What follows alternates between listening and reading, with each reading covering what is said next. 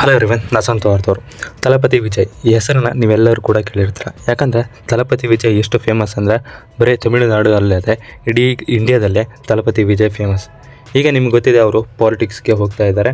ಅದೇ ಕಾರಣಕ್ಕೆ ಅವರು ಲಾಸ್ಟ್ ಫಿಲ್ಮನ್ನು ಕೂಡ ಘೋಷಣೆ ಮಾಡಿದ್ದಾರೆ. ನಾನು ಇನ್ನು ಮುಂದೆ ಯಾವುದೇ ರೀತಿಯಾದಂಥ ಫಿಲ್ಮ್ ಇಂಡಸ್ಟ್ರಿಯಲ್ಲಿ ಇರೋದಿಲ್ಲ, ನಾನು ಫುಲ್ ಟೈಮಾಗಿ ರಾಜಕೀಯದಲ್ಲಿ ಇರ್ತೀನಿ ಅನ್ನುವಂತಹ ಮಾತನ್ನು ಕೂಡ ಅವರು ಸ್ಪಷ್ಟವಾಗಿ ಹೇಳಿದ್ದಾರೆ.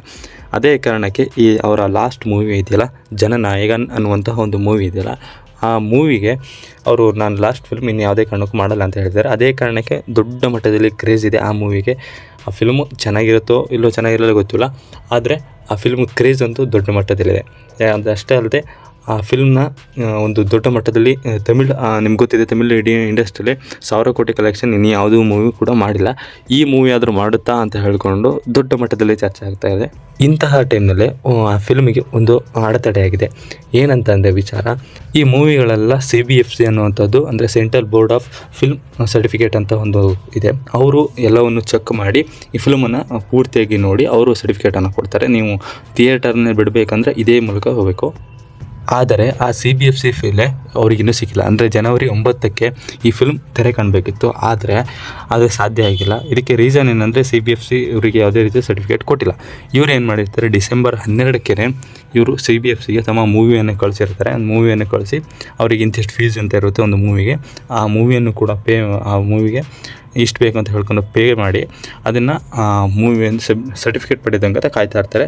ಜನವರಿ 7ನೇ ತಾರೀಕುವರೆಗೂ ಕಾದಂಥ ಟೈಮ್ನಲ್ಲಿ ಅಲ್ಲಿ ಯಾವುದೇ ರೀತಿಯಾದಂತಹ ಆ ಕಡೆಯಿಂದ ಪ್ರತಿಕ್ರಿಯೆನೇ ಬರೋಲ್ಲ. ಆ ಟೈಮ್ನಲ್ಲಿ ಏನು ಮಾಡಿಬಿಡ್ತಾರೆ ಅಂದರೆ, ಇವರು ಸೀದಾ ಕೋರ್ಟಿಗೆ ಹೋಗಿ ಇದನ್ನು ನಮಗಿನ್ನೂ ಸರ್ಟಿಫಿಕೇಟ್ ಕೊಟ್ಟಿಲ್ಲ ಅಂತ ಹೇಳ್ಕೊಂಡು ಕೋರ್ಟ್ ಮುಂದೆ ಹೇಳ್ಕೊಂಡಾಗ ಕೋರ್ಟ್ ಏನು ಮಾಡುತ್ತೆ ಅಂದರೆ, ಮೊದಲಿಗೆ ಬೆಳಗ್ಗೆ ಒಂದು ಪೀಠ ಏನಿರುತ್ತೆ ಆ ಪೀಠ ಹೇಳುತ್ತೆ ಸರ್ಟಿಫಿಕೇಟ್ ಅವರಿಗೆ ಕೊಡಿ, ಮೂವಿಯನ್ನು ನೋಡಿ ಪ್ರದರ್ಶನ ಮಾಡಿ ಅವರಿಗೆ ಸರ್ಟಿಫಿಕೇಟ್ ಕೊಡಿ ಅಂತ ಹೇಳಿರ್ತಾರೆ.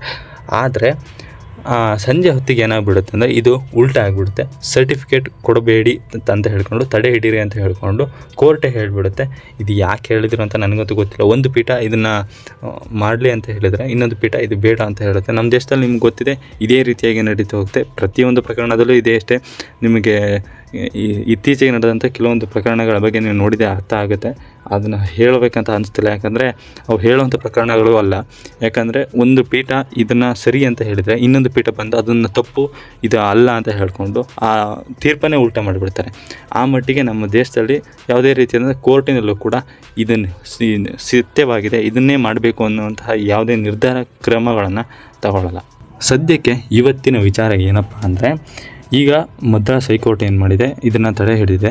ತಲಪತಿ ವಿಜಯ್ಗಂತೂ ಮೂವಿಯನ್ನು ಪ್ರದರ್ಶನ ಮಾಡೋದಕ್ಕೆ ಚಾನ್ಸ್ ಇಲ್ಲ. ಇಲ್ಲಿ ಆಗಿರೋ ಸಮಸ್ಯೆ ಏನಪ್ಪ ಅಂದರೆ, ಮೊದಲನೇದಾಗಿ ಇಲ್ಲಿ 5 ಜನ ಮೂವಿಯನ್ನು ನೋಡಿದ್ದಾರೆ. ಅಂದರೆ ಈ CBFCಯಲ್ಲಿ 5 ಜನ ಮೂವಿ ನೋಡಿ ಅದರಲ್ಲಿ 4 ಜನ ಈ ಮೂವಿ ಅಡ್ಡಿಲ್ಲ ಮಾಡ್ಬೋದು, UA ಸರ್ಟಿಫಿಕೇಟನ್ನು ಕೊಡ್ತೀವಿ ನೀವು ಮಾಡಿ ಅಂತ ಹೇಳ್ತಾರೆ. ಆದರೆ ಅದರಲ್ಲಿ ಒಬ್ಬ ಮಾತ್ರ ಇಲ್ಲ, ಇದರಲ್ಲಿ ತುಂಬ ದೇಶ ಸಂಬಂಧಿತ ವಿಚಾರಗಳಿದ್ದಾವೆ, ಅಷ್ಟೇ ಅಲ್ಲದೆ ಅಡಲ್ಟ್ ವಿಚಾರಗಳಿದ್ದಾವೆ, ಈ ರೀತಿಯಾಗಿ ಕೆಲವೊಂದು ಧಾರ್ಮಿಕ ವಿಚಾರಗಳಿದ್ದಾವೆ, ಕೆಲವೊಂದು ಲಂಚ ರಾಜಕೀಯ ಈ ರೀತಿಯ ವಿಚಾರಗಳು ಜಾಸ್ತಿ ಇದ್ದಾವೆ ಅಂತ ಹೇಳ್ಕೊಂಡು ಒಬ್ಬ ಕಿರಿಕ್ ತೆಗಿತಾನೆ. ಇಂಥ ಟೈಮಲ್ಲಿ ಏನಾಗುತ್ತೆ ಅಂದರೆ, ಈ ಸಾಮಾನ್ಯವಾಗಿ ಅಲ್ಲಿ CBFC ಅವ್ರು ಏನು ಮಾಡ್ತಾರೆ ಅಂದರೆ, ಯಾರು ಹೆಚ್ಚು ಕಡೆ ಮಾನ್ಯತೆ ಇರುತ್ತೆ ಅಂದರೆ ಇದರಲ್ಲಿ ಒಂದು 3 ಜನ ಒಂದು ಕಡೆ ಸರಿ ಇದೆ ಅಂತ ಹೇಳಿದ್ರೆ ಸರಿ ಇದೆ ಮೂವಿನ ಬಿಡ ಅಂತ ತೀರ್ಮಾನ ತಗೊತಾರೆ.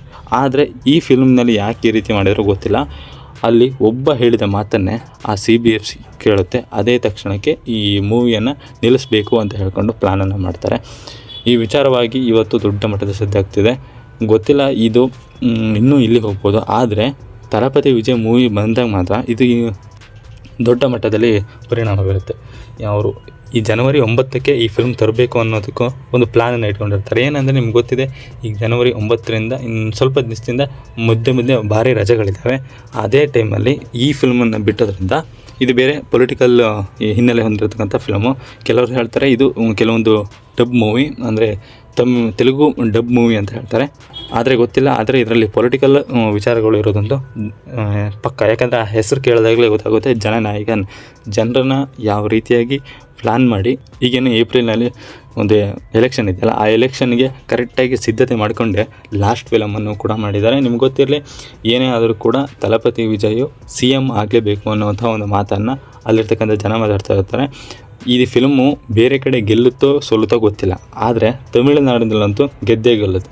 ಯಾಕಂದರೆ ತಲಪತಿ ಲಾಸ್ಟ್ ಮೂವಿ ಆಗಿರೋದ್ರಿಂದ ಸಾಕಷ್ಟು ದೊಡ್ಡ ಮಟ್ಟದಲ್ಲಿ ಕ್ರೇಜ್ ಇದೆ.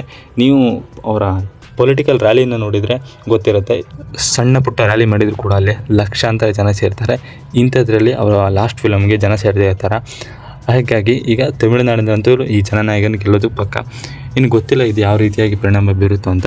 ಜನ ಮಾತ್ರ ಇದನ್ನು ದೊಡ್ಡ ಮಟ್ಟದಲ್ಲಿ ಸೆಲೆಬ್ರೇಟ್ ಮಾಡ್ತಾಯಿದ್ದಾರೆ. ನಿಮಗೆ ಈ ಫಿಲ್ಮು ಸದ್ಯಕ್ಕಂತೂ ಇಲ್ಲ, ಇನ್ನೂ 20 ದಿವಸ ಟೈಮ್ ಬೇಕು ಅಂತ ಹೇಳ್ತಾ ಇದ್ದಾರೆ.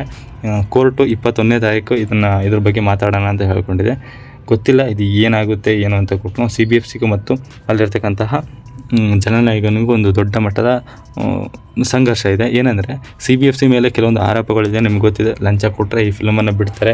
ಕೆಲವೊಂದು ಇದಕ್ಕಿಂತ ವರ್ಸ್ಟ್ ಫಿಲ್ಮು, ಕೆಲವೊಂದು ನೋಡೋದಕ್ಕೆ ಆಗದೇ ಇರೋಂಥ ಮೂವಿಗಳನ್ನು CBFC UA ಸರ್ಟಿಫಿಕೇಟನ್ನು ಕೊಡುತ್ತೆ, U ಸರ್ಟಿಫಿಕೇಟನ್ನು ಕೊಡುತ್ತೆ. ಆದರೆ ಈ ಫಿಲ್ಮ್ಗೆ ಯಾಕೆ ಈ ರೀತಿ ಮಾಡ್ತಾಯಿದ್ದಾರೆ ಅಂತ ಗೊತ್ತಿಲ್ಲ. ಯಾಕಂದರೆ ಪೊಲಿಟಿಕಲಿ ಏನೋ ಒಂದು ದ್ವೇಷ ಇರ್ಬೋದು. ನಿಮ್ಗೆ ಗೊತ್ತಿರಲಿ, ಈಗ ಪೊಲಿಟಿಕಲ್ ವಿಚಾರದಲ್ಲಿ ಅವರು ಬಂದಿರೋದ್ರಿಂದ, ಪೊಲಿಟಿಕಲ್ಗೆ ಹೆಚ್ಚಾಗಿ ಬಂದಿರೋದ್ರಿಂದ ಇದರಿಂದ ಅವರು ಆಡಿಯನ್ಸ್ ಇನ್ನೂ ಜಾಸ್ತಿ ಆಗಿಬಿಡ್ತಾರೆ ಅನ್ನೋಂಥ ಭಯಕ್ಕೆ ಯಾರೋ ಈ ರೀತಿ ಮಾಡ್ತಾ ಇರ್ಬೋದು. ಗೊತ್ತಿಲ್ಲ ಏನಾಗ್ತಾ ಇದೆ ಅಂತ. ನಿಮಗೆ ಇದ್ರ ಬಗ್ಗೆ ಏನಾದರೂ ಅನ್ನಿಸ್ತಾ ಇದ್ದರೆ ಕೆಳಗೆ ಕಮೆಂಟ್ ಬಾಕ್ಸ್ನಲ್ಲಿ ತಿಳಿಸಿ. ಇದೇ ರೀತಿಯ ಮತ್ತೊಂದು ವೀಡಿಯೋದಲ್ಲಿ ನಾನು ಸಿಗ್ತೀನಿ. ಚಾನಲ್ಗೆ ಹೊಸಬರಾಗಿದೆ, ದಯವಿಟ್ಟು ಸಬ್ಸ್ಕ್ರೈಬ್ ಮಾಡಿಕೊಂಡು ಸಪೋರ್ಟ್ ಮಾಡಿ ಅಂತ ಕೇಳ್ಕೊಳ್ತೀನಿ.